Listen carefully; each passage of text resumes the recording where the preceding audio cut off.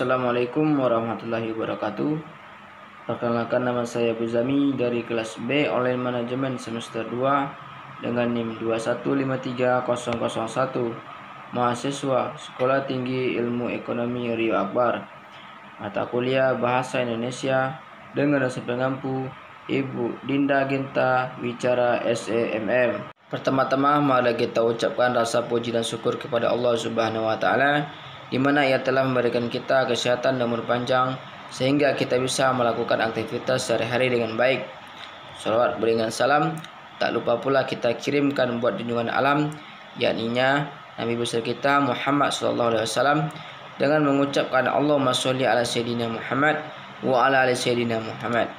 Di sini saya akan berpidato singkat tentang perekonomian di masa pandemi COVID-19.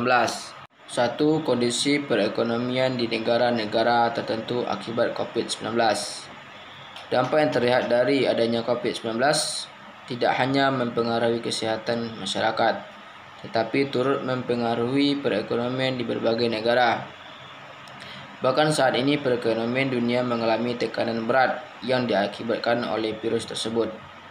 Perekonomian dunia pada negara-negara tertentu seperti Indonesia, Amerika Serikat, Jepang, Korea Selatan, Hong Kong, Uni Eropa, Singapura, dan beberapa negara lain mengalami pertumbuhan ekonomi negatif pada triwulan 1 dan 2 di tahun 2020.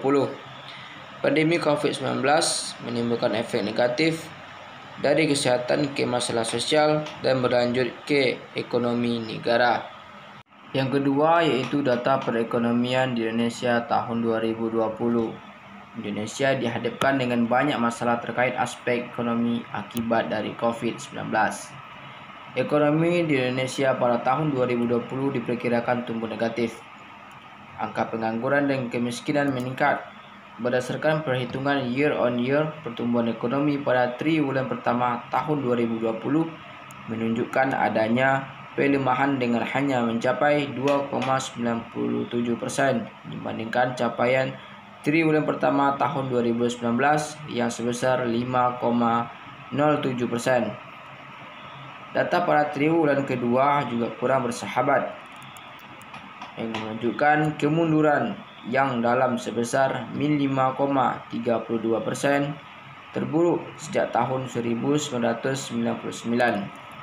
Data pada triwulan ketiga mengalami kontraksi pertumbuhan sebesar 3,49%, sedangkan pada triwulan keempat mengalami kontraksi pertumbuhan sebesar 2,19%.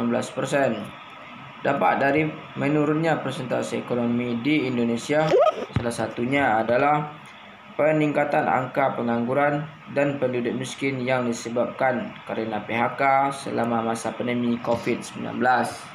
Ketiga yaitu kondisi perekonomian di Indonesia.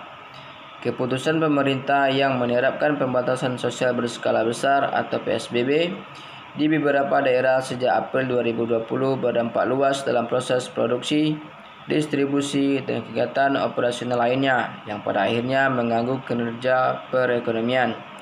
Triwulan 2 merupakan puncak dari semua kelesuan ekonomi karena hampir seluruh sektor usaha ditutup untuk mencegah penyebaran COVID-19. PSBB sebagai langkah penanganan pandemi COVID-19 yang diterapkan pada sumber daerah di Indonesia merupakan faktor yang menyebabkan kontraksi pertumbuhan ekonomi pada triwulan 2 2020. Kebijakan PSBB untuk mencegah penyebaran pandemi COVID-19 menyebabkan terbatasnya mobilitas dan aktivitas masyarakat yang berdampak pada penurunan permintaan domestik. Penghasilan masyarakat yang menurun kerana pandemi menyebabkan sebagian besar sektor usaha mengurangi aktivitasnya atau tutup total. Angka pengangguran pun meningkat. Badan Pusat Statistik dalam Survei Angkatan Kerja Nasional Agustus 2020 menunjukkan COVID-19 berimbas pada sektor ketenaga-kerjaan. Itulah penjelasan pembahasan tentang perekonomian di masa pandemi COVID-19. Sekian dari saya, lebih kurang saya mohon maaf. Wabillahi taufiq wal hidayah. Wassalamualaikum warahmatullahi wabarakatuh.